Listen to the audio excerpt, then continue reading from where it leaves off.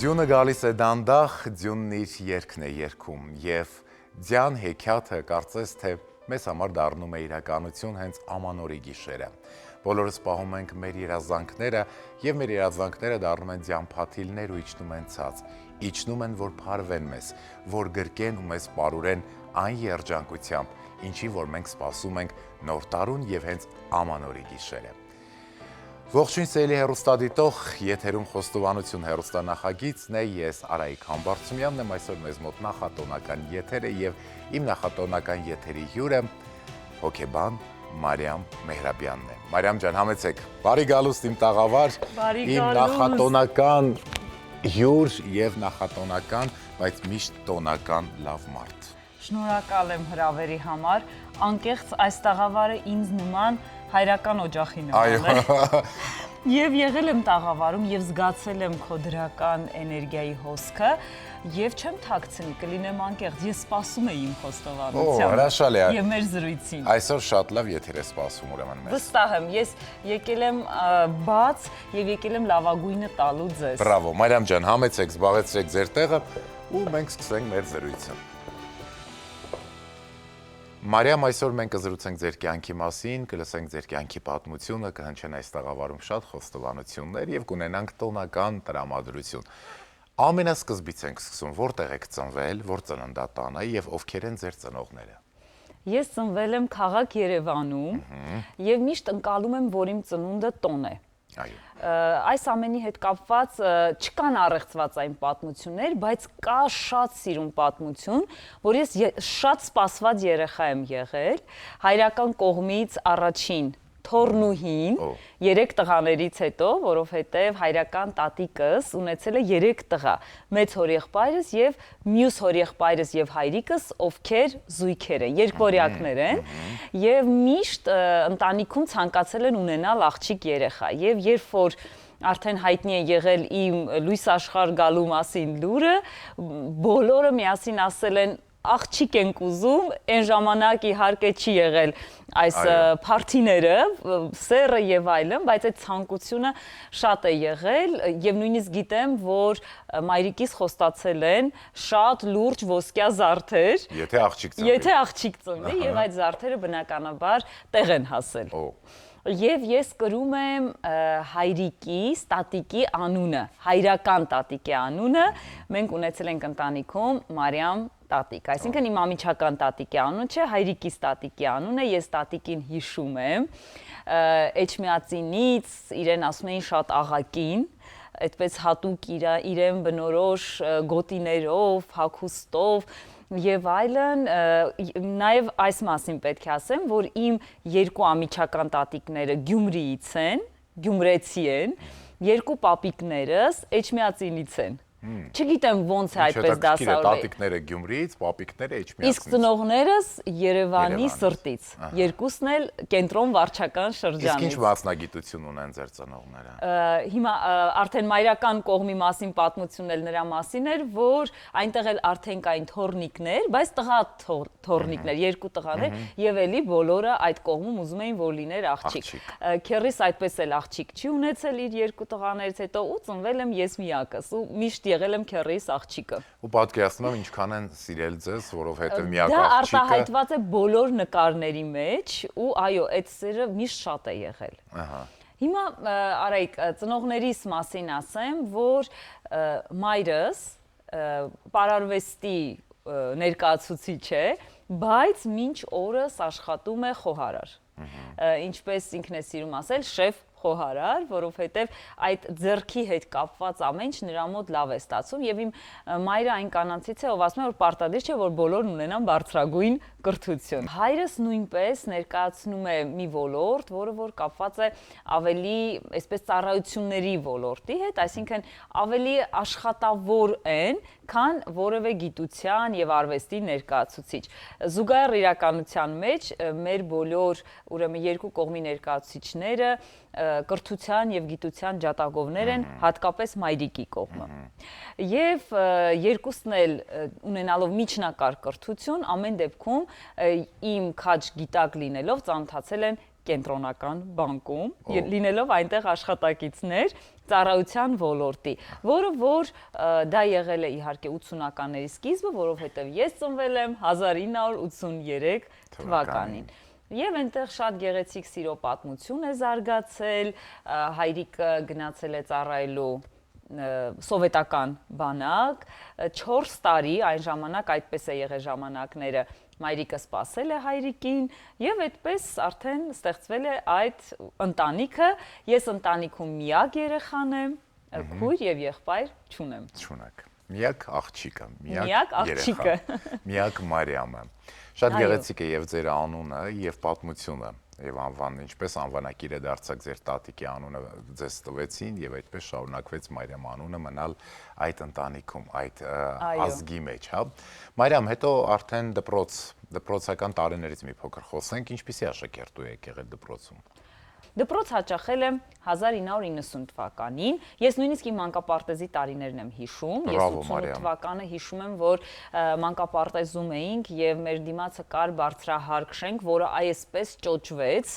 եւ հետաքրքիր եւ երբ որ ես հետո անցա իմ անձնային թերապիան իմ սուպերվայզերների հետ, մենք երկրաշարժի հետ կապված շատ լուրջ տրավմաներ հանեցինք։ Դպրոցում հաճախելիս ես նույնիսկ կարող եմ հիշել վառարանները,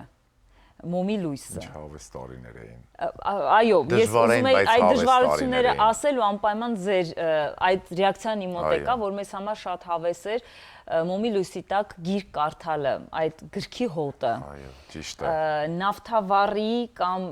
հայերեն, եթե նավթավառը հաստատ հայերեն է, բայց կերասինկան նույնը չէ, բայց ես այդ բառը հիշում եմ։ Հիշում եմ, որ մեր տունը մի օր այնպես ստացվեց, որ նավթավառը ուզում էինք վառել,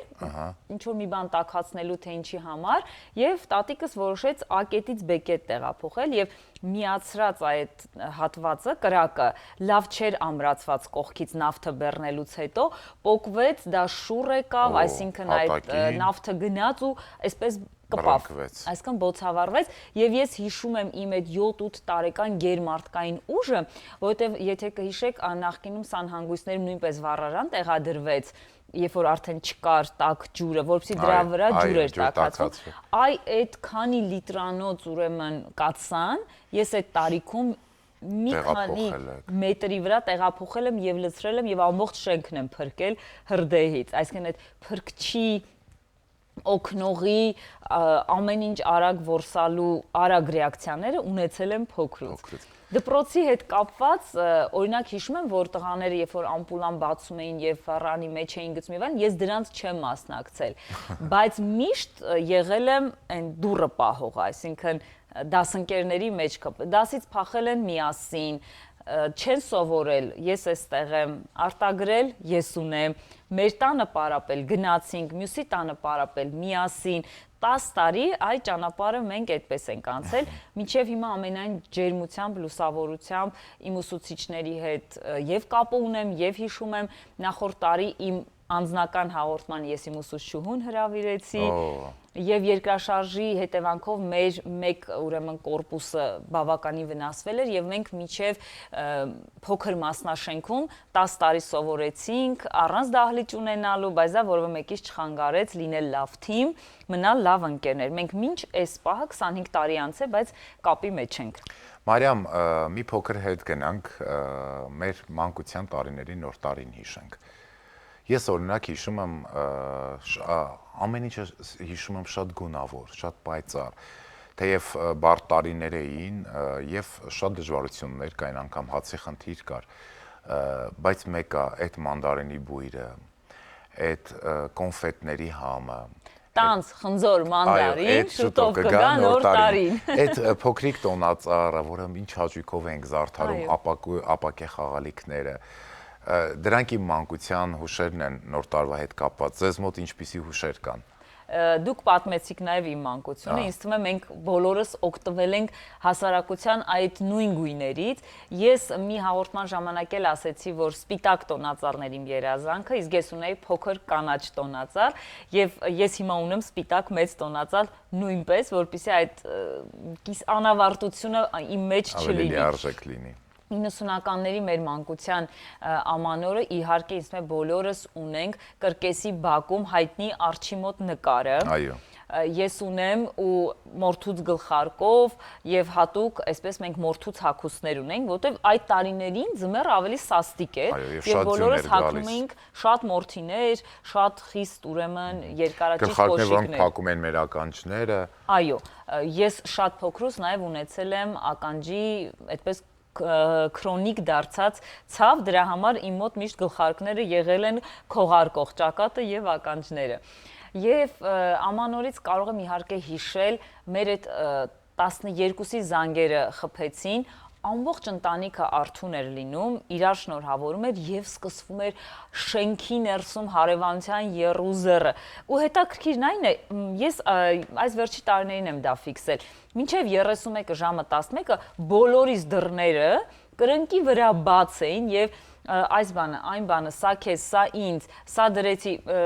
ժամանակ է եղել 2-3 հարկ նույն խմորեղենն է պատրաստվել, բայց միևնույն է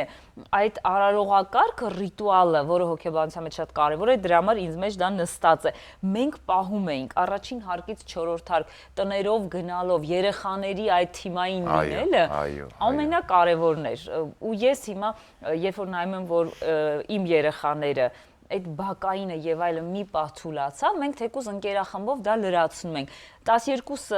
զանգերը խփեցին, մենք այդ ռիտուալը շարունակում ենք, միևնույն է, ալարել չկա։ Որ թաղամասում է լինի ընկերոջ տուն գնալ, բարեկամի տուն գնալ, հյուրը կանչել եւ դուռը բաց պահել, դա կա։ Ճիշտ է։ Ամանորը հեքիաթ է, նման է հեքիաթի կամ հենց ամանորի գիշերն ենք սպասում, որ կդառնան մեր երազանքները իրականություն, չգիտես ինչու Ամանորը մի տեսակ մանկացնում է մարդուն,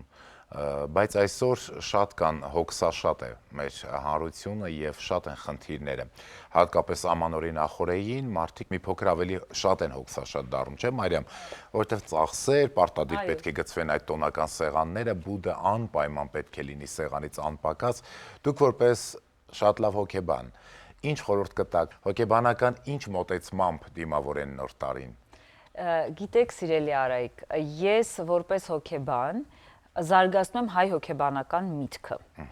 Եվ երբ նայում եմ, որ մենք նույն բուդ ասվածը դարձել է ավելի ասելիք եւ ոչ թե որ դա օրինակ մեր մի մասնիկն է, որից իհարկե կարելի է միշտ հրաժարվել, բայց միգուցե պետք է նաև մեր այդ սննդակարգի որոշ արարողությունների փաթեթավորմամբ ել ավելի գրավիչ դարձնել, որտեղ նայեք, երբ որ մենք օտար երկրից հյուր ենք ունենում, ես, դուք, մյուսը, բոլորը գալիս ասում են, մենք ինչքան հյուրասեր ենք, մենք ինչքան ջերմ ենք, մենք ինչքան գրկաբաց ենք, դրա կողքին միշտ կա հետևյալ արտահայտությունը, իրենք այս ազգը, այս երկիրը, այս պետությունը այդպիսին չէ, եւ հիմա երկու համեմատություն կա, չէ, զարգացած երկրներից մեկի տոնածառը եւ մեր շքեղ զարդարված քաղաքը։ Ինձ դժվար է ասել որն է լավ, որն է վատ։ Ես ուղղակի գիտեմ, եթե իմն է, ուրեմն ամենալավն է։ Լավն է, ճիշտ է։ Դրա համար ես մեր իհարկե սեղանը կխմբագրեի, որտեվ այնտեղ շատ բաներ ոչ թե հայկական են, այլ 70 տարվա հասարակարգից մնացած է, նույն մայրաքաղաքային աղցանը ոչ մի հայկական տար չունի։ Միգուցե մենք այնքան ենք օգտագործել, որ արդեն իրեն ասում ենք, որ մերն է, բայց մենք իսկապես մեր բնության եւ ունեցածի մեջ շատ լավ խոհանոց ունենք եւ մեր շատ հայտնի խոհարարը ինքը շատ լավ հրապարակումներ ունի Սյունիքի խոհանոցը, Արարատյան դաշտավայրի այդտեղից է պետք օգտվել եւ լավագույնը ճիշտ փաթեթավորման մատուցել եւ եթե շատ հարցից չհեռանամ, ես կարծում եմ, որ Ամանորը այո, երեխաների համար լավագույնն է, բայց չպետք է երեխայի ծնողները լինեն հեվի հեվոցով սեղանին մոտեցող, այլ ես միշտ առաջարկել եմ իմ բոլոր հարցազրույցներում, այստեղ էլ ամբողջությամբ հոգիս բաց է։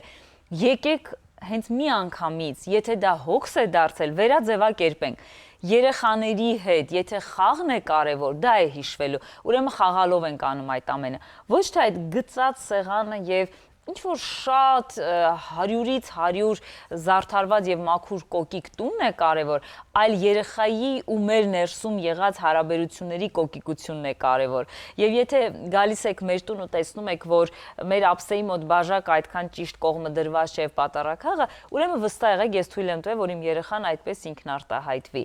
Ուստի Ամանորը պետք է ինքը այնպես մենք ձևավորենք, որ բոլորս ուրախ լինենք, որ այդ գիտեք, ես ունեմ տեխնիկա իմ աշխատանքի մեջ կոչվում է զանգերով թերապիա։ Ամանորի զանգերը հենց ինքը անվանականչն է, որ բոլորս պետք է հավաքվենք եւ նաեւ մեր անցած մարդկանց, ինչպես ասում են, ովքեր լուսահոգ են, նրանց նույնպես պետք է ընտանիքի մեջ հիշատակենք եւ եթե ընտանիք, ապա անցյալը, ներկան ու ապագան ամեն ինչ մեկտեղում է։ Մենք պետք է այդ ամենը շատ կարևոր սեղանի շուրջ ոչ թե սնունդով, այլ էմոցիայով դիմավորենք։ Շնորհակալ ենք բարի խորհուրդների համար։ Հետևեք Մարիամի խորհրդին, սիրելի հեռուստադիտող, եւ շարունակեք հետևել մեր նախագծին ու լսել Մարիամ Մեհրաբյանի կյանքի պատմությունն ու խոստովանությունը։ Մարիամ, գնանք առաջ, գալիս է մի տարի եւ դուք հանդիպում եք ձեր ամուսնուն Արկադիին, որտեղ հանդիպեցիք եւ ինչպես եղավ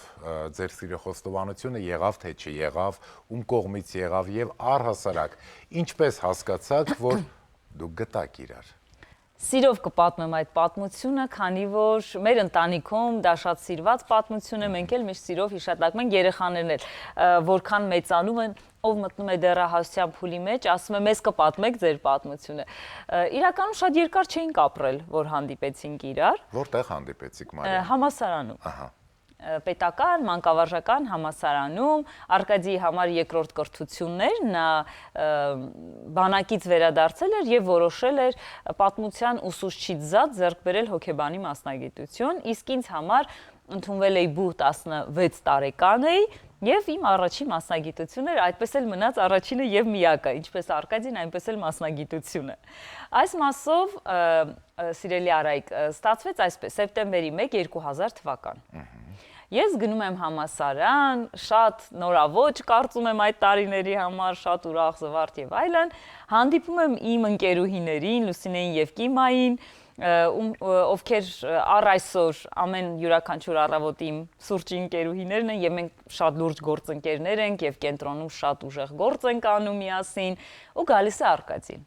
Գալիս է Արկադին, բանակից նոր է եկել, ոչ շատ տպավորիչ արտաքինով։ Այսինքն, եթե ամեն ինչ ճիշտ ասենք, 22 տարեկան տղա, ով մեծ է բոլորիս համեմատ, մենք 16-17 տարեկան ենք, եւ այսպես ես մի տեսակ սենց նեղ սրտած եմ նայում, որ այս տղան մեր կուրսից է լինելու, որովհետեւ ինքը շատ սիրալիր չի լինում։ Ահա։ Այդ ժամանակ շատ անտարբեր է բարևում անցնում, հետո կուրսը հավաքվում է 100+։ Եվ կուրսը հանձնարարություն է ստանում բաժանվել A եւ B հոսքերի։ Ստացվում է այսպես, ինձ նշանակում են A հոսքի ավակ, ինքը գնում է B հոսք, բայց ինքը անվճար կրթությամբ է։ Գնում եմ, գտնում եմ, ստանում եմ դեկանից հանձնարարություն, որ բոլոր անվճար սովորողներին բեր A հոսք։ Գնում եմ, հայթայթում եմ բոլոր անվճար սովորողներին, այդ թվում եւ իրեն, մտնում եմ B հոսքի լսարան, տեսնում եմ ինչ-որ մեկը վերջի նստարանին շատ անհրապույր հենված է նստարանին, նույնիսկ sense կաշկանդված եմ մոտենում իրեն, ասում կներեք, դուք անվճար սովորող ուսանող եք, պետք է գաք իմ հոսք, այսպեսի հանձնարարություն ունեմ ու շատ կոպիտ, ասում է գնա ասա ես չեմ գալիս այս նոտայով ու ես փոխարենը հակաճառեմ կամ ինչ-որ ըմբոստանամ, ասում եմ լավ, կարծես գնում եմ այդ հանձնարարությունը կատարելու ու ես ֆիքսում եմ, որ այդ իմ արագ համաձայնվելուց, թե sense մի տեսակ խեղճ ասելուց, չգիտեմ ոնց եմ ասում, ինքը այդ նստած տեղից ուղղվում է։ Այսինքն իր մոտ մի բան փոխվեց։ Ու ես գնում եմ, ինքը հետո գալիս է, անցավ առաջի կուրսը ու հետաքրքիր է, այս առաջի կուրսի իմ տարեդարձին իրեն չեմ հրավիրում։ Կուրսին հրավիրում եմ, իրեն չէ, իրենից նեղացած զանգ եմ ստանում, երկրորդ տարին հրավիրում եմ, իսկ երրորդ տարում արդեն պաշտոնապես ընկերություն էինք անում։ Դե այդ ընթացքում ինքը այնպես է դասավորում լսարանը, որ երբ գալիս է նստի իմ կողքը,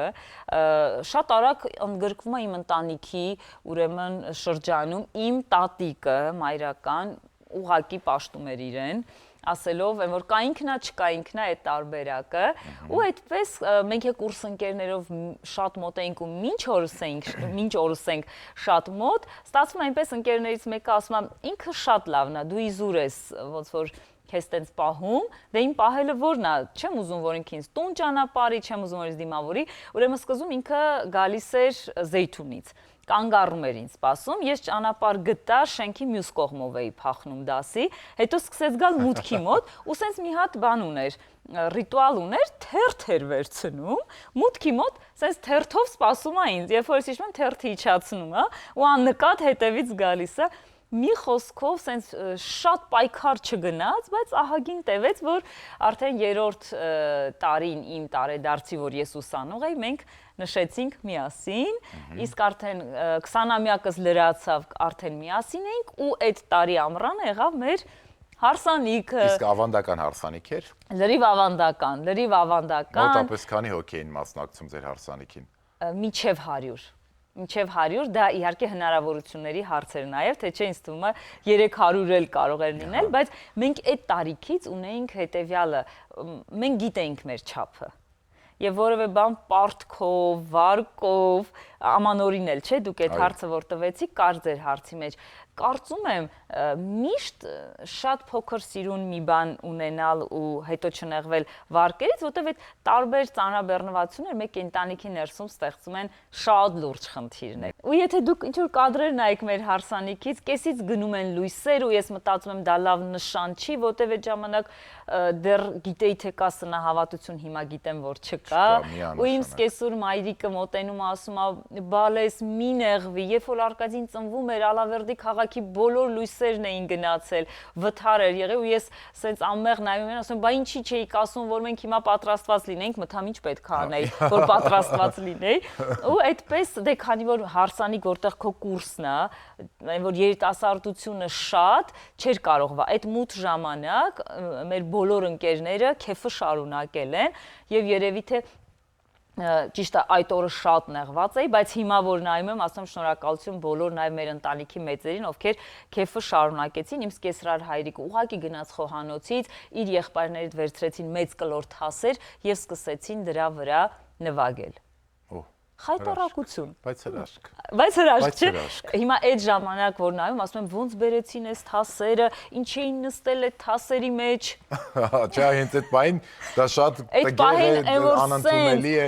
Բայց հետո ես մի անգամ, ես միշտ արեք ստանում եմ ինչ որ SMS, ոչ հեռախոսի վրա, ներսից։ Ուրեմն մեր հյուրերից 7-ի կողմերը ուշացած մարդիկ են գալիս ու բոլորը աղամանների մեջ մոմ էին ֆիքսել, բերել դրել էին սեղանին, տեսեք չեմ ասում սիրուն մոմակալներով, չէ, աղամանի մեջ մոմը ֆիքսած, կհիշեք այդ մշակույթը։ Ու իրանք որ գալիս են, ասում են մար, դրսից նայում ես ինչ-որ ռոմանտիկ կարծես հարսանյաց սրահ լինի, ու ասում եմ իսկապես սիրուն է, դե 20 տարեկան աղջկա համար ինչն է հարսանիք մեջ կարևոր, ամեն ինչ լինի սիրուն։ Մի խոսքով, տենց նույնիսկ կարող եմ իմ հարսանեկան տորթը պատմել, հարսի պատկեր էր հղկված այդ հրուշակագործի կողմից փեսայի, կամուրջ էր կառուցված, տակից շատրվան էր գնում, բայց այդ ամեն ինչ չի երևում, որ այդ ամեն ինչի համար հոսանք էր պետք։ Այսինքն մենք տեսանյութի մեջ դա չունենք այդ շատրվանի եւ այլն, ուղղակի սենց երկու մեծ տորթ ա դրած։ Մարիամ, կարծում եմ կարևորը հոգու եւ սրտի հոսանքն է, որ կպնում է իրար եւ այդտեղ ստացվում է ներդաշնակության միաձուլում, որը որ կա ձեր ընտանիքում։ Եվ այսօր դուք երջանիկ եք ձեր ամուսնու, ձեր զավակների, ձեր ընտանիքի հետ միասին, որտեղ ստեղծել եք ձեր գեղեցիկ ընտանիքը։ Եվ ինձ կասեք երջանկության բանալին որտեղ է գտնվում։ Մեր երջանկության բանալին շատ դժվար ենք գտել, որտեղ մեզ անդադ թվում էր, որ սա է բանալին։ Այդ հարցը միշտ կար, չէ՞, ու շատ ստեղծագործությունների մեջ կա, որ մարդը որոնում է, տենց էլ չի հասկանում դա էր, թե չէ։ Մենք հիմա ինչ որ միտեղ այդ պատասխանը ստացել ենք։ Արայիկ եւ սիրելի հեռուստադիտող, ձեր բանալին, որ ձեզ տրված փորձությունները եւ դժվարությունները դիտարկեք, որ դա ձերն է, այսինքն որևէ մեկը ձեր դժվարությունները չի լուծելու։ Որևէ մեկը ձեր փորձությունը ձեր կոշիկներով չի անցնելու։ Եվ որը մեկը ձեզ պատրաստի ինչ-որ բան չի տալ։ Նույնիսկ ես զուգահեռ տարիներում ունեցել եմ շատ ընկերներ, որոնք շատ բաներ ավելի պատրաստ են ստացել։ Ասում եմ, ինչքան հավես ու հեշտ է։ Եթե մենք ինչ-որ բան պատրաստ ունենայինք, մենք էլ ուրիշ ռեսուրս կծախսենք, բայց մենք սենց ամեն ինչը շատ զրոյից, շատ եւ այլն, հիմա հասկանում եմ, որ այն մարդիկ, ովքեր պատրաստ էին ստացել, նրանք թմրեցին եւ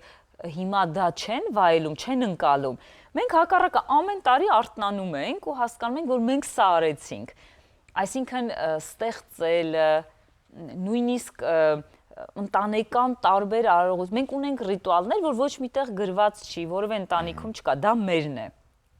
Ոստի շնորհակալ եմ մեր երջանկության բանաձևին, փորձություններին, որովհետև այդ փորձության մեջ մենք գտանք մեր ռեսուրս, այսինքն ես երբեք չէի իմանա, որ ես կարող եմ այդքանը։ Նույնձև վստահ եմ կասեր Արկադին, որ ինքն էլ չգիտեր, որ ինքը կարող է այդքան, որովհետև այդ փորձությունների մեջ եղել է նույնիսկ որ մենք նոր ամուսնացանք Արկադին պատմության ուսուցիչ էր 2000 թե 3000 դրամով էր աշխատում, զուգահեռ ինքը երեկոյան տաքսի էր վարում, տաքսին վարձույթով էր, հետո մեծերը օգնեցին, մենք ձեռք բերեցինք մեքենա, հետո այդ մեքենան շատ փորձ, որ հիմա սենց հերթով պատմեմ, Արայիկ ջան, չեմ կարող ասել, որ պահին ստացվեց, որ այդ ամեն ինչը ավարտվեց։ Կարծում եմ մարդիկ, ովքեր հենց հիմա շատ դժվար պահին են ու մեզ լսում են, կարող են այն վերցնել, որ հիշեք, դա ավարտվելու է։ Դա ավարտվելու է եւ ձեզ մնալու է այն, որ դուք կունենաք ձեր ձեռքբերումը։ Մեր ապրած կյանքի արժեքները որտեղ պետք է փնտրենք եւ ինչի մեջ են դրանք գտնվում։ Քիչ առաջ խոսեցինք երջանկության մասին, հիմա կյանքի արժեքներին անդրադառնանք։ Արժե համակարգը այն կարևոր համակարգն է, որտեղ մարդը մոտիվացվում է, գնում է առաջ կամ հետ է գնում եւ մնում է ճահճի մեջ։ Այս ամենը մեր գլխում է։ Արժե համակարգը մեր մտքերի արդյունքն են։ Ինչ մտածում ենք, այդ արժեքը ստեղծում ենք։ Եթե նույնիսկ մեզ սովորեցրել են լինել, օրինակ, չկիսել ունեցածը, հակառակը ես մեկ երեխա եմ եւ միշտ կիսել եմ իմ ունեցածը, այսինքն դա կլինի խաղալիք, հագուստ, գիր, գրակ, ամեն ինչը։ Այսինքն ես այդպես եմ մտածել, որ երբ որ ես օրինակ ընկերուս հետ եմ հացը կիսում, դա ինձ շատ հաճելի է, այսինքն այդտեղ իմ ընկերասիրության, արժեքները տարածելու եւ այլնի արժեհամակարգը զարգանում է։ Չգերազանցող արժեք է առողջությունը, անգերազանցելի արժեք է ընտանիքը։ Առողջության մասով ասեմ, որ եթե դուք նույնիսկ աշխարհի գումարը վաստակեք, միևնույն է, մինչև 40-50 տարեկան, եթե կուտակեք եւ առողջությունը չպահպանեք, հետո այդ ամբողջ գումարը ծախսում եք այդ առողջությունը վերականգնելու վրա։ Հայտնի ճշմարտություն է։ Ճիշտ է։ Եթե ընտանիքի համար ճիշտ ներդրում չեք անում, այսինքն տեսեք, այն ծնողները, որոնք շատ նեղվում են, որ փոքրիկ է երեխան, լացում է, իրեն չեն կարողանում քնել, երեխայի հետ հարցը խանգարում է, որ երեկոյան ավելի ազատ լինեն եւ այդտեղ շատ սխալ կողմնորոշվածություն են ունենում, ասենք, երեխային են երկար թողնում, երեխային թողնում են արտագնա աշխատանքի են մեկնում, ասենք, շատ հայրիկներ, չէ, այդ ճանապարհն են անցնում։ Վերջ այդ ճանապարհը այդ ժամանակը ավարտվելու է, երեխան մեծանա, հետո նեղ սրտեն, որ երեխան իրենց չի ճանաչում, իրենք իրենց երեխային չեն ճանաչում, այո, եւ նրանք ճիշտ են, որտեվ ժամանակը բաց թողնվեց։ Ասել կուզի, որ արժե համակարգային ինչ դու ստեղծում ես։ Իմ համեստ խորհուրդը կլինի, որ պահպանել առողջությունը, որևէ բան առողջության կողքը ավելի վերադաս չէ, որտեվ նույն ձև առողջ մայրը, առողջ հայրը, առողջ ընտանիքի հիմքն են, որտեվ շատ տրավմատիկ է, երբ երեխան ունի հիվանդ ծնողներ, եւ դա նրա ձեռքին չէ, բայց չէ որ նրա սոցիալիզացիայի մեջ այդ տրավման մխրճվեց։ Ճիշտ է։ Հետո գալիս է արդեն ընտանեկան առողջությունը, որ բոլորը միասին լինեն, ծննդյան օրերը չանտեսեն, չգիտեմ, այնտեղ ինչ շատ կարևոր բաներ ունենք, հանդեսները։ Ինչքան կարևոր է, որ չգովաբանելով հանդեսների մշակույթը, որտեղ դա էլ շատ վերաձևակերպելու կարիք ունի, բայց միևնույն է դեռ կան այդ խմբային պարապմունքները եւ այլն։ Բոլոր ծնողները նստած են եւ այդ երեխայի ծնողը չկա, ինքը կամ աշխատանքի է, կամ զբաղված է, կամ ուղղակի դա չի կարևորում։ Ես կասեմ, որ քանի դեռ հասարակության մեջ այդ խմբային կոլեկտիվ անգիտակցականը կա, մենք ակամայից կարող ենք երեխային տրավմայի ենթարկել, բայց հետո զարմանանք, որ ինքը տրավմատիկ է, որտեղ մենք շատ լավ ընտանիք ենք, չէ, այդպես չի լինում։ Շատ լավ ընտանիք եւ ընտանեկան արժեքները հենց թիմային ընտանիքի մեջ են։ Մարիամ, շատ ընկերներ ունեք։ Ընկերները շատ չեն լինում։ Ունեմ շատ լավ հարաբերություններ շատ մարդկանց հետ, ունեմ հրաշք թիմային հարաբերություններ, բայց ընկերները երկուսը, երեքը։ Առաջին ընկերը Արկադին է, ճանաչում եք։ Ունեմ Կիմային եւ Լուսինեին եւ Արկադի ընկերներից ունեմ էլի շատ արդեն ինձ հարազատ համարող մարդ։ Մեր ընկերները իրապես 2011 թվականին մեր զույգերի ծնունդից հետո շատ են երևացել։ Չէ 3-ը, չէ 4-5-ն էլ ունենք։ Սամվելը եւ Վահեն նույնպես մեր լավագույն ընկերների շարքից են։ Կուրս ընկերների մասին է, գիտեք, չէ՞ խոսքը, այսինքն այդ տարիքից մնացել ենք, բայց մանկության ընկերներ էլ ունենք, շփումը քչացել է, բայց շարունակում են հոգու մեջ այդ մաքրությամբ, այդ արժեքով մնալ։ Իսկ ինչպես եք ընտրում ձեր ընկերներին։ Զգայարաններով։ Ես զգում եմ իրենց, այսինքն իրանք միշտ կան, այսինքն ես միշտ գիտեմ, որ կարող եմ զանգել։ Տեսեք իմ ընկեր ընտրելու չափանիշը։ Երբ ինձ օրինակ հարցնում են, այ ինչու Արկադին, ասում եմ հուսալիության, ապահովության սիմվոլն է։ Ինչու Կիման եւ Լուսինեն, որտեվ իրանք միշտ կան, միշտ հասանելի են, ժամ, պատարակ, որևէ բանով զբաղված են ու քո կողքը չեն, ես նույն ձև իրենց համար, չկա նման բան։ Մենք միշտ զբաղված չենք իրար համար։ Միշտ գործերը, այլ գործերը հետաձգել են մեր համատեղ գործերի համար։ Մյուս ընկերները մեր ընտանիքի նույն քավորը Վարդանը, որ Արկադիի ընկերն է, բայց արդեն նա բարեկամ է, արդեն ընկեր չէ, ես շատ բաներով եմ շնորհակալ նրան, որովհետև կարծես առաջնորդ լինի, ընտանիքի առաջնորդ լինի եւ այդ բոլոր բարի խորհուրդները նաև դառնում են մասնագիտական դաշտ քեզ համար։ Իսկ արդեն մեր ամիջական կուրս ընկերները Սամվելը, Վահենի դեպ նաև ինձ է կնքել եւ ընտանիքի բարեկամ դարձել, կյանքի բոլոր դժվար եւ ուրախ օրերին, ես ուզում եմ ասել ուրախ եւ դժվար օրերին, որտեղ ինձ համար ուրախ օրերի ընկերները անփոխարինելի ընկերներն են, միշտ կան, իրենք էլ երբեք զբաղված չեն քեզ համար, բայց բոլորն են, չէ, այսօր զբաղված։ Եվ հենց այդ զբաղվածության պատճառով են շատերն իրար կորցնում, իրար չեն խնայում, իրար հետ չեն լինում։ Մենք միշտ իրար հետ ենք։ Մարիամ, մեր գաղտնի արկղում կա մի բան, որը ձերն է։ Հիմա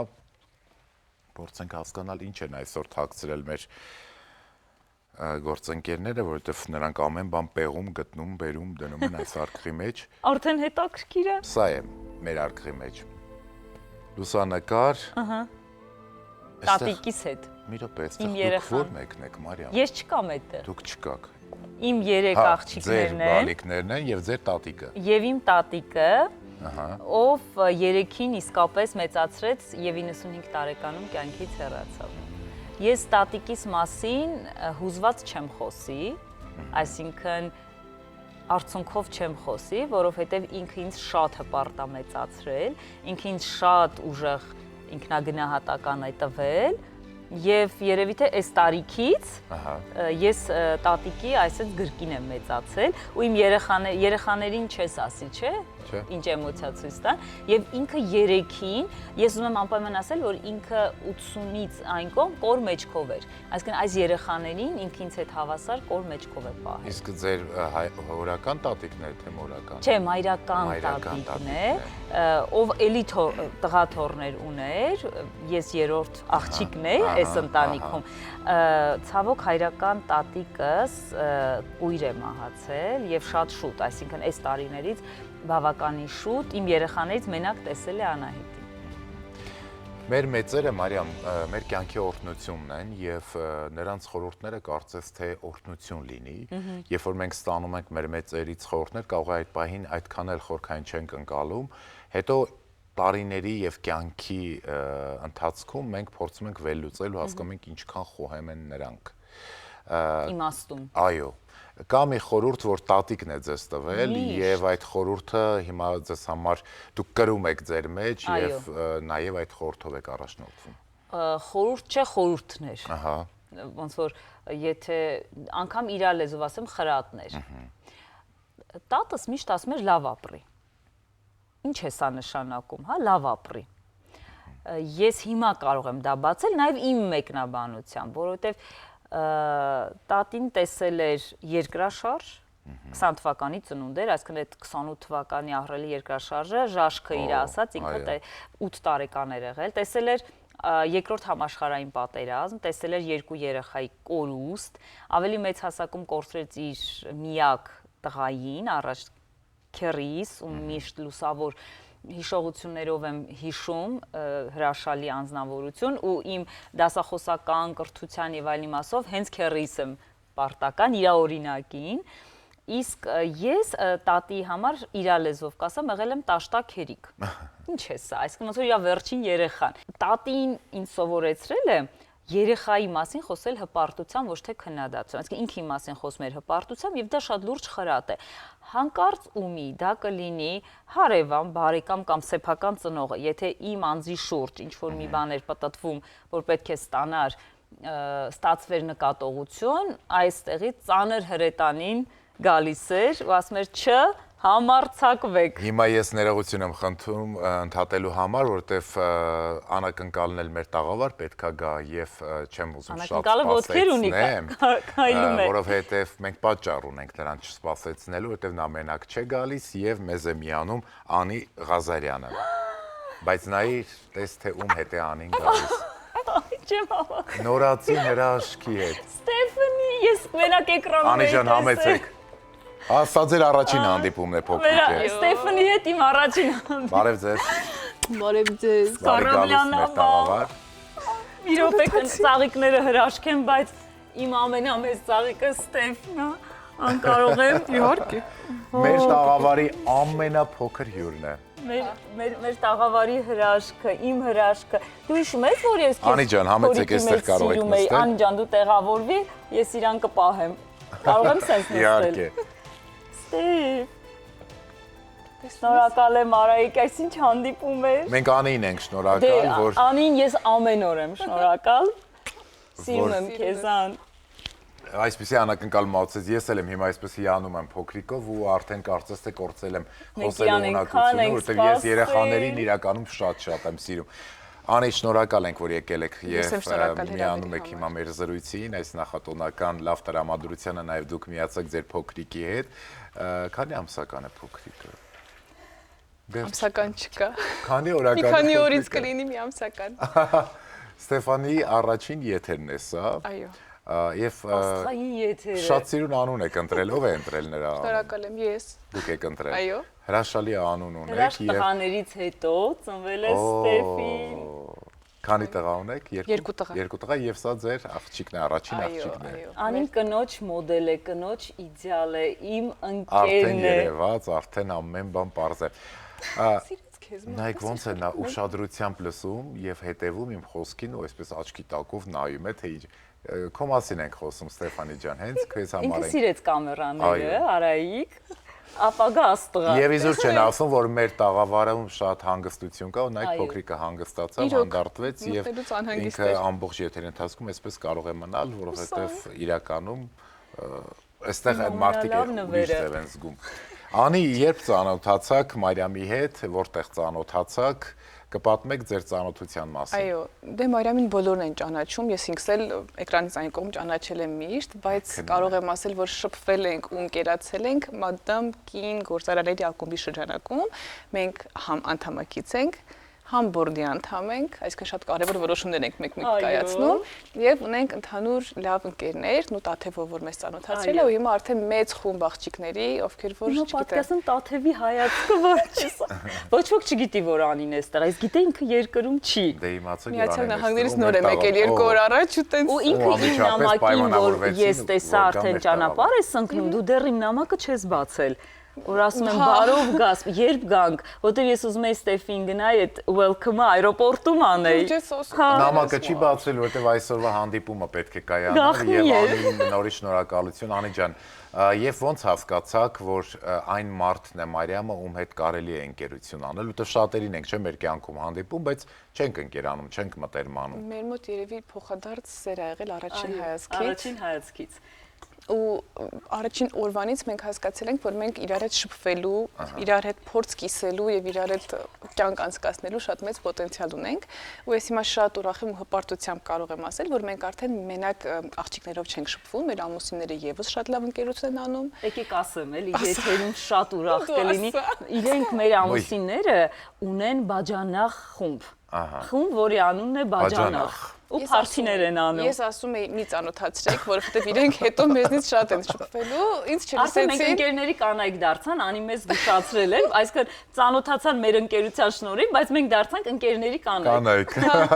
Ես նախապես ասում եի, որ պետք չի եկեք այս ընկերությունը սենց պահենք առանց ամուսների, չլսեցին, բայց հիմա շատ լավ շփվում ենք։ Դուք էլ քենիների գրուպա բացեք։ Մերը դամա գրուպա կոչվում։ Հա, ձերը դամա։ Որտեվ Անին ասեց, չէ, մենք շատ կարևոր որոշումներ ենք կայացնում, օրինակ որտեղ հանդիպել։ Դա ամենակարևոր որոշումն է, մեկ էլ ինչ ուտել։ Անի, հաճախ եք Մարիամից խորհուրդներ հարցնում, թեկուզ հենց մասնագիտական խորհուրդներ։ Մարդ սենց ընկեր ունենա։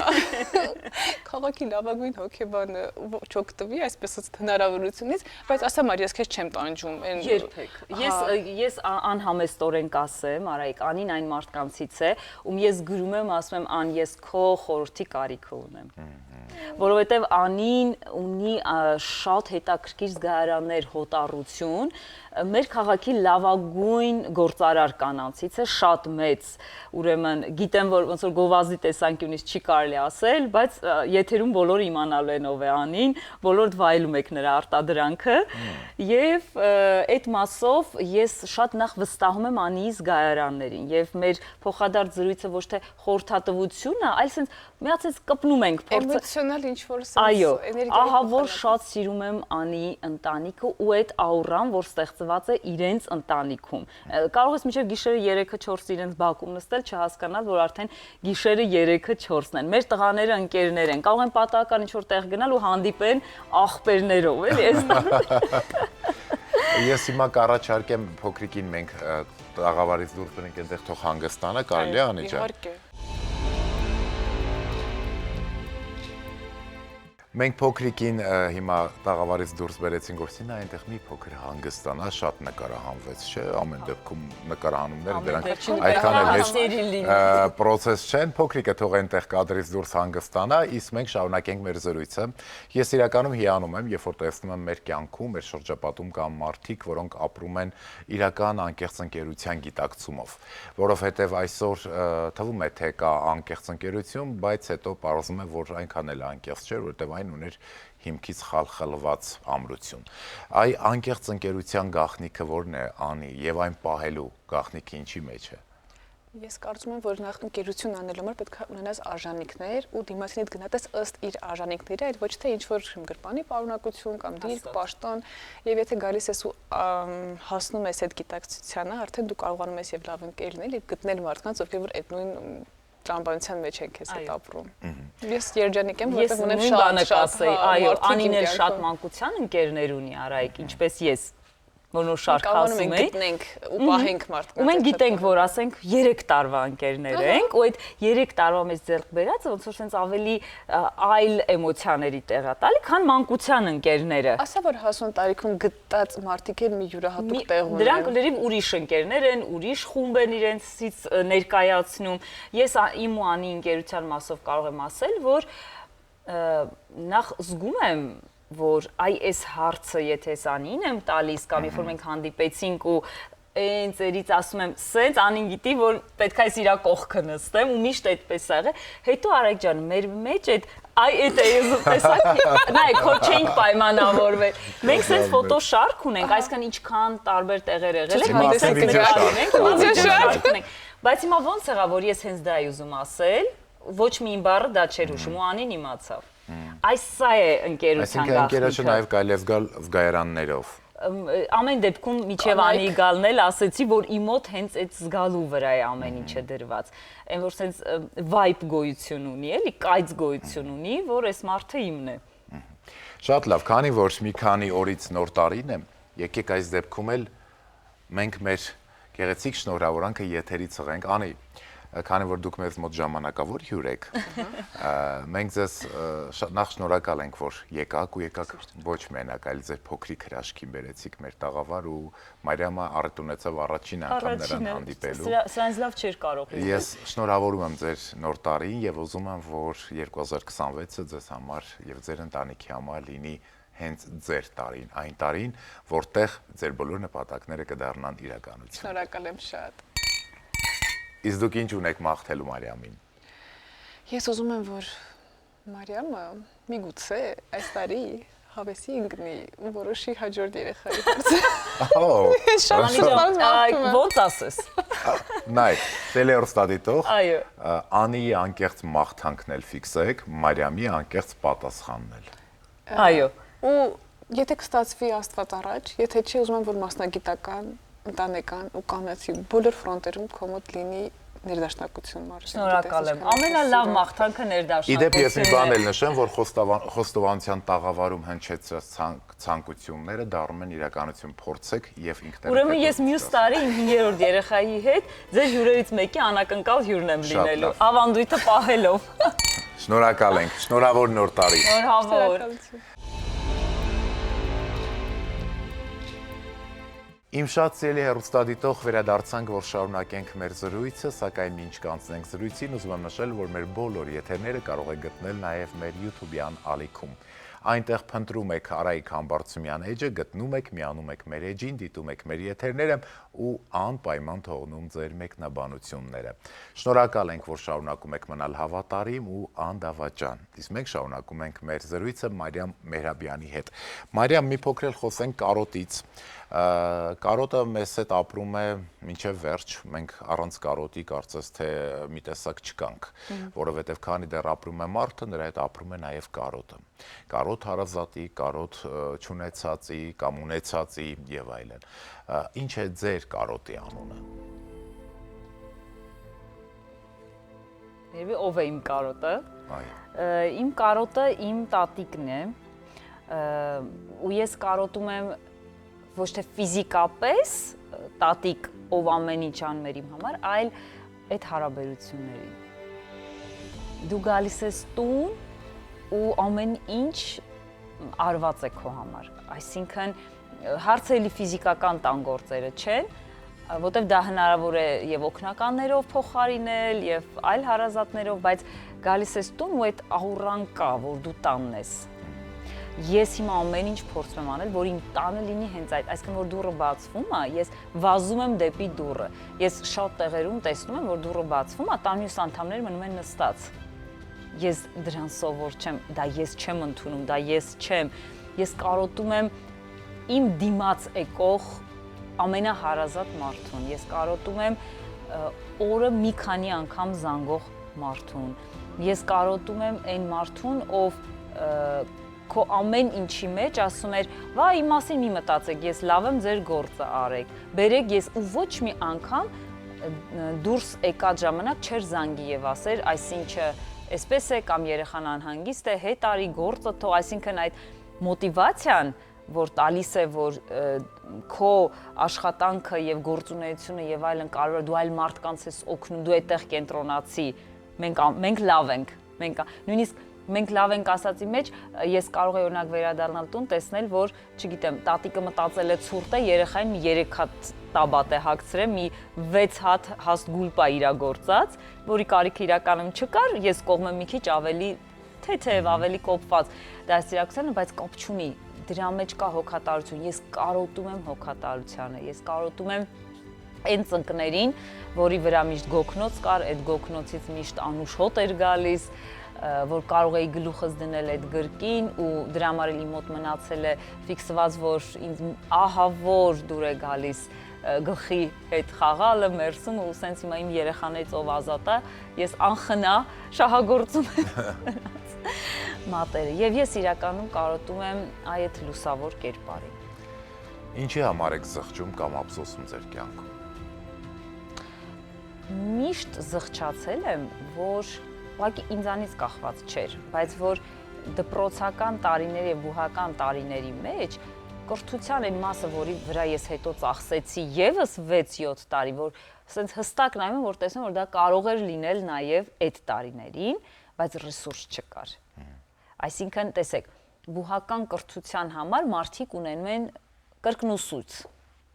Ես ամբողջը սովորել եմ իմ ուսուցիչների հետ, մենակ պարապելով եւ այլն, կրկին հնարավորության հարցեր։ Հետո շատ երկար ավելի ծախսեցի, օրինակ ժամանակ անգլերենի կատարելագործման վրա, կամ բուհական կրթության մեջ պրակտիկ աշխատանքի եւ պրակտիկայի մասը ընդհանրապես այն ինչ մենք անում ենք, կապ չունի մեր այսօրվա գործնական աշխատանքի հետ, հիմք է, բայց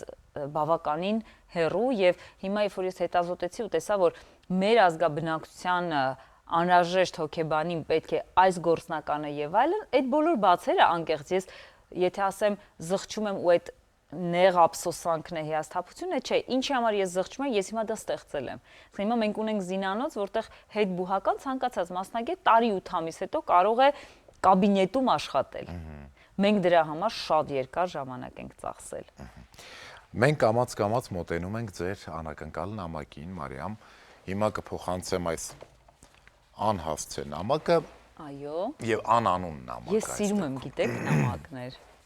Ու մեր տեխնիկաների մեջ գործընկերս Լուսինեն շատ է աշխատում նամակներով,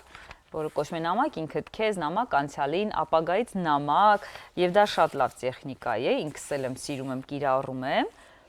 Եվ մա կարդանք ու ներքևում գրված է ումից է, թե պետք է նամակից հասկանա։ Գրված չէ, ինքը անանուն է։ Դուք բարձրաձայն կարդում եք ու փորձում եք հասկանալ ով է նամակի հեղինակը։ Սիրելիս, բազմակետեր։ Այսինքն կան ինձ չասված խոսքեր, եթե գնում է բազմակետեր։ Շատ հետաքրքիր նաև ձեր վերլուծությունը հոգեբանական։ Այո, լեզվամտածողությամբ, տեքստային, բովանդակային վերլուծությամբ կգնանք։ Այս նամակը գալիս է սրտից։ Ներողություն, Մարիամ, եթե բազմակետերը ուրեմն ինչ կար։ Չասված խոսքեր ինձ։ Միգուցե շատ սեր, որը արտահայտված չէ, կամ ինչ որ գրկախառնություն, որ մարդը պատ է դնում, ավելի ուշուշ է գրկում։ Նմանատիպ տեղ ես գնացի մտքովս։ Եվ բարբերությունները պահված չեն, կարծում եմ շատ սպոնտան մարդ է գրած, որ սիրում է սպոնտան արտահայտվել։ Այս նամակը գալիս է սրտից, բայց առանց ստորագրության։ Քանի որ կարևորը այն չէ, թե ով է գրել, այլ ինչ կզգաս կարդալիս, բայց գուցե ինչ որ տեղ ներսում արդեն կռահում ես ով եմ ես։ Անկեղծ չեմ կռահում այս առաջի 3 տողից։ Հիշում եմ մեր օրերը Բաքվում, երբ ինձ հոգատարությամբ էիր խնամում։ Հիշում եմ նաև մեր խաղերը, երբ դու էիր ուսուցչուհին, իսկ մենք աշակերտներ։ Եղել է նման պահ։ Այդ պահերին դու ինձ սովորեցրիր ավելին, քան շատերը հետո։ Ասում են, իրար նման ենք, թե դիմագծերով, թե բնավորությամբ։ Եվ դա ամենամեծ հաճախոսությունն է ինձ համար։ Քո ուժը, այն ձևը, որով հաղթարում ես կյանքի դժվարությունները հերոսի պես, միշտ եղել է իմ օրինակն ու ներշնչումը։ Քո սերը պարզ, անկեղծ եւ մշտապես զգալի, ինձ դարձնում է ավելի ուժեղ։ Ես գիտեմ, դու միշտ իմ կողքին ես, եւ հենց դա իմ ամուր հենարանը։ Հպարտ եմ, որ կաս, եւ ավելի հպարտ, որ դու իմ կյանքի մասն ես։ Եվ հիմա գուցե արդեն կռայեցիր ով է գնում, բայց թող մի փոքր էլ մնա գաղտնիք։ Կարծում եմ սա իմ մանկության ընկերուհին է գրել, ում հետ ես հաճախել եմ մանկապարտեզ, հետո խաղացել Բաքվում։ Նրա մայրը եղել է մեր դաստիարակչուհին, եւ եթե չասված խոսքեր եւ մի քիչ էլ ուշացած գրկախառնություններ, միակ մարդն է, այո, ով միշտ իմ սրտում եւ մտքում կա, բայց շփումը կյանքի տարբեր ուրեմն անկյուններում հենց հիմա ավելի հաճախ չէ, բայց այն ինչ որ գրված է ուսուցչուհի, խաղալ, աշակերտի եւ այլնի, կարծում եմ մենակ նա կարող էր դա անել։ Ինչ է նրա անունը։ Սուսաննա։ Չէ, ուրիշ տարբերակ փորձենք դիտարկել։ Սուսաննան չի։ Ոչ։ Բայց սկիզբը դուք շատ ճիշտ նշանակակետ են խփեցիք։ Բայց Սուսաննայի համար էլ էս նույնը կասեի, հա։ Այնտեղ որ պատ կա, պատ է դրված, ուշուշ ենք գրկում, այդտեղ շատ ճիշտ տեղում եք դուք կանգնած։ Ես լավ, այսպես հուշեմ, որ նամակը եկել է Սերբիայից։ Հասկացա։ Քույրս է։ Հորեղբոր աղջիկը, Սեդուլը։ Սեդուլս։ Ես գնացի դեպի ընկերներ, բայց հասել եք Սերբիա, Արայիկ։ Այո։ Վախ։ Այո, մեկ օրվա ընթացքում ավելի, մեկին 1000 էֆեկտ էր։ Այո, մենք նման ենք իրար, շատ ճիշտ է։ Ու եղել են եւ այդ խաղերը, եւ հիմա տարածությունն է խնդիրը, բայց շատ մոտ ապագա, շատ sense մոտ անցյալում շփվել ենք, եկել էր Հայաստան, մենք շատ լավ օր ունեցանք։ Այո, կարող էր լինել Սեդա։ Սեդա, շնորհակալ ենք ձեզ, որ մեր տաղավար եք ուղարկել այս գեղեցիկ նամակը, որը հասավ իր հասցեատիրոջը, եւ Մարիամը շատ ուրախ է, որ ձեզանից ստացավ իր նամակը։ Մարիամ, որպես վերջաբան, ինչ ունեք ասելու, որ միգուցե ուշացել են այդ խոսքերը, խոստովանությունները, ում ինչ կուզեք ասել կամ խոստովանել այս պահին։ Ուզում եմ խոստովանել իմ հեռու մոտ հարազատներին, բարեկամներին, որ իսկապես եւ իրապես ես շատ շնորհակալ եմ ձեր սիրո համար, դա խիստ փոխադարձ է։ Այն ժամանակը, որ ստեղծում է մեր մեջ տարածություն, զբաղվածությունը, որևէ կապ չունի անկեղծ սիրո հետ։ Ես ձեր սերը միշտ զգում եմ, այնպես ինչպես այս նամակից եկավ։ Եվ տեսեք, եթե իրականում հարազատի բարեկամի անունը թեկուզ մի փոքր ուշ կռահես, դա զուտ տարածության հարց էր, բայց սրտի զբաղեցրած անկյունում այդ անկյունը միշտ զբաղված է։ Ես ձեզ սիրում եմ։ Ես ձեզ սիրում եմ եւ դուք իմ համար այն հավաքական կերպարն եք, որոնց ես ամեն օր առավոտյան ասում եմ Մարտիկ ջան։ Մարտիկ ջան, շնորհավոր նոր տարի եւ թող 2026-ը լինի ձեզ համար նվաճումների, ձեռքբերումների, խաղաղության ու առհասարակ առաջընթացի տարի։ Եվ ինչու՞ չէ, թող հենց այն խոստումը կատարվի, որը խոստացականի ներկայությամբ։ Այո, ես ընկերներից չեմ մերժում։ Մարիամ, շատ շնորհակալ եմ, Մարիամ, որ իմ նախատորական եթերը լցրեցիք լույսով, հույսով, հավատով եւ մեծ սպասումներով։ Շնորհակալ եմ։ Շնորհավոր 2026, թող խոստովանությունը բոլորի հոգիներին բերի առողջություն։ Արայիկի հյուր լինելը դա ավելացնում է մեր ներդաշնակությունը։ Այս դրականը անգնահատելի է։ Միգուցե մենք այսօր չունենք միլիոն դրամ, բայց այստեղ օդում միլիոն սերեր։ Շնորհակալ եմ, Մարիամ։ Շատ հաճելի էր լսել այդ խոսքերը։ Սիրելի հեռուստադիտող, շնորհավոր նոր տարի, թող 2026 թվականը լինի նվաճումների, ձեռքբերումների առատ սիրո, խաղաղության տարի, թող զինվորը տուն դառնա։ Եվ ուզում եմ ես առիթն օգտագործելով շնորհակալություն հայտնել նաև Խոստովանություն հեռուստանախագծի իմ հրաշալի թիմին, ովքեր աշխատում են, որ այս նախագիծը կայանա եւ միշտ ներկայանա նոր ու հետաքրքիր խոստովանություններով։ Շնորհավոր նաև իմ գործընկերների նոր տարին եւ Սուրբ Ծնունդը։ Իսկ դուք շարունակեք խոստովանել, միգուցե վաղը ուշ լինի։ Խոստովանեք գոնե հենց ամանորի գիշերը, իսկ ամանորի գիշերը բոլոր հրաշքները կատարվում են։ Շնորհավոր նոր տարի։